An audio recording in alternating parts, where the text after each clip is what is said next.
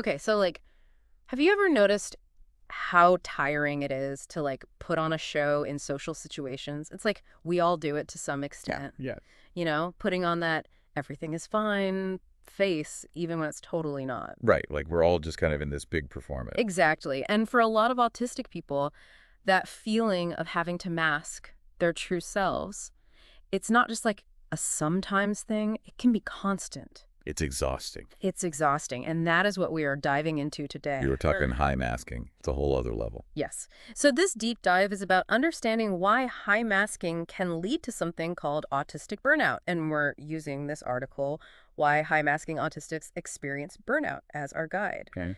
So for our listeners who maybe haven't heard that term before, what does high masking actually look like? So high masking is, well, it's the effort. Sometimes it's conscious, sometimes it's not, but it's an effort to suppress those natural autistic behaviors and characteristics to try to fit in. Hmm. So think about like the energy it takes to force yourself to make eye contact when it's really intense and uncomfortable, Oh, yeah. or holding back on stimming. I was just going to say. Yeah, Mm. those little movements or sounds that are actually self-regulating. Yeah, I've read about that, and it's so interesting because it's like what we might consider fidgeting can actually be like really important for some people to focus. Exactly, for focus and emotional regulation, but it's often really misunderstood. Yeah. And with high masking, people might suppress those behaviors because they're not, socially acceptable. Right, like you're just constantly performing, trying to be someone you're not. Yes, it's Exactly. exhausting. And that's just the beginning. The thing is, this masking, it seems helpful on the surface. Right, like, oh, they're doing a great job. Right. But it's what's going on underneath that's really important. Right. The article actually breaks down 5 key reasons why this type of masking can really be harmful and lead to autistic burnout. Okay, so let's get into it. First up, you said exhaustion is a big one, and I feel like we can all relate to that We can all relate to. on some level. Hmm. But this isn't just needing an extra cup of coffee or something. No, it's so much more than that. Imagine like the mental marathon it takes to constantly be monitoring and adjusting your behavior to navigate a social world that can be just really confusing and overwhelming. Yeah. It's like being on for a job interview that never ends. I was actually, and it made me think about, because I read this study about how a lot of people feel that same kind of like social pressure, like performance pressure, even in their personal life. Oh, interesting. And that it's a major contributor to just burnout in general. Yeah. But it's like, take that and then times it by like 100. And that's what some of our autistic friends are dealing with. Yeah, and that leads into the second reason, which is just like the emotional toll. If you are constantly suppressing your authentic feelings and reactions to try to fit in, it's like you're pushing a beach ball underwater. Oh, I like that. You can only keep it down there for so long Right. before it explodes. Exactly. Wow. It really is like that. And that's what happens with emotional suppression. There's this buildup of frustration, sadness, maybe anger, and then just emotional crash. It's not sustainable. Not at all. And it makes me think too about how much we still misunderstand burnout in general. People hear burnout and it's like, oh, they just need a vacation, Right. take a week off. But it's so much deeper than that. It is. Especially when we're talking about autistic burnout. It's true. Burnout is so often like mischaracterized. Yeah. Like it's just being tired or stressed when there's so much more to it. Yeah. And I think there's still so much work to do to really destigmatize mental health in general. Totally. But what we're really talking about here are the unique challenges faced by autistic people, specifically who are high masking. Right. So let's talk about that. For our listeners who are out there and may be worried that they or someone they know might be experiencing this, are there like red flags, things to look out for? Yeah, that's such an important question. And the article does a really good job of kind of outlining some common signs. Okay. So profound fatigue, Okay. that's a big one. Okay. And like, I don't mean the kind of tired that just goes away after a good night's sleep. Right. This is an exhaustion that's like deeper. Because it's not just physical, right? Yeah. It's mental, emotional, like your whole system is. That's all of it. Yeah. It really is. Yeah. And that often goes along with what the article called an emotional roller coaster. Oh, wow. So imagine like your emotions are just on high alert all the time. Increased irritability, anxiety, sadness.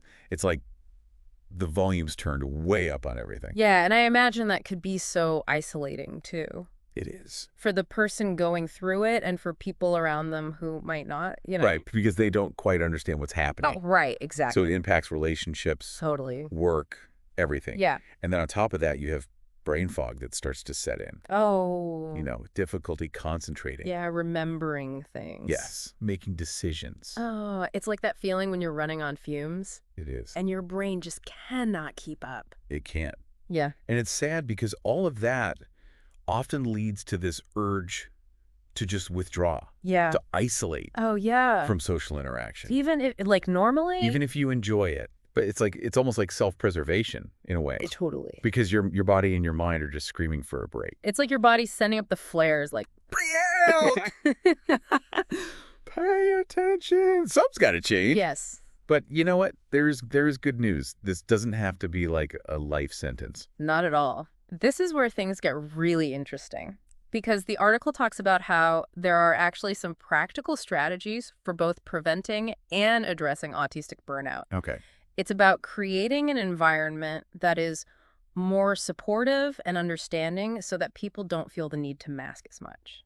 So workplaces, schools, just our everyday interactions. Yes. We need to create spaces where people feel safe and accepted for who they are, neurodiversity and all. Mm. Absolutely. Imagine a world where we're celebrating those differences instead of trying to erase them. Right. It's like we're talking about big, big picture changes. Like this Yeah. isn't just being nice to people. This is changing the whole culture. Yeah, it is. It's a paradigm shift. And Yeah.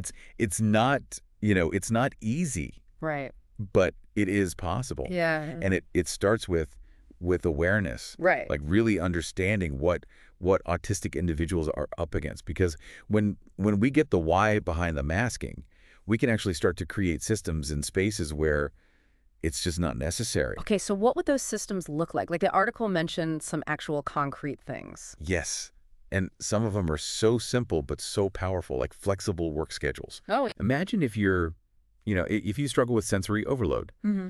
being able to work from home a couple days a week or adjust your hours so that you're not commuting. Right, or even just like having a quiet space in the office or at school or whatever where you can just go and decompress when it's too much. Exactly. I read this thing about this company that installed sensory-friendly break rooms and their employee engagement went way up. Wow. It's like these little changes. It makes a huge difference. They make a huge, yeah. Yeah, it's about creating that culture of accommodation and understanding. And it's not just the physical environment either. We have to normalize conversations about mental health Oh my God. and neurodiversity. Yes. Let's talk about it. Yes. Honestly. That's where allyship comes in, right? It's like educating ourselves and then being willing to speak up and advocate. 100%. Because let's be real, we all know how to put on that everything is fine mask. Right. It's exhausting. It is. Imagine how freeing it would be if we could all just show up as our authentic selves a little more often. Wouldn't that be amazing? Yeah. And I think, what's so powerful about this is that when we create spaces that are supportive for neurodivergent individuals, we actually are creating spaces that are more supportive for everyone. Oh, 100%. Like we always say, when you design for the margins, Yeah. it helps everybody. Everybody. Love that.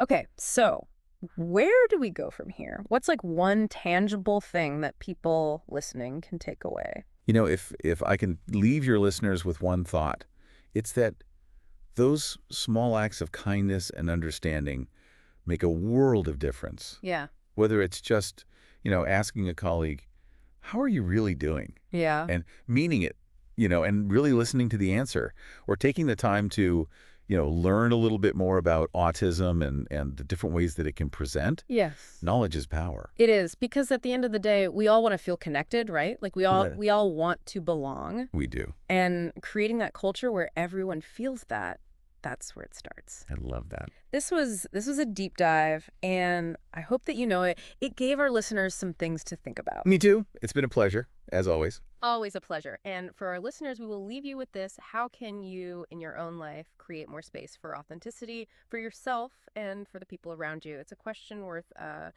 thinking about. This has been The Deep Dive. We'll see you next time for another deep dive into a topic that matters.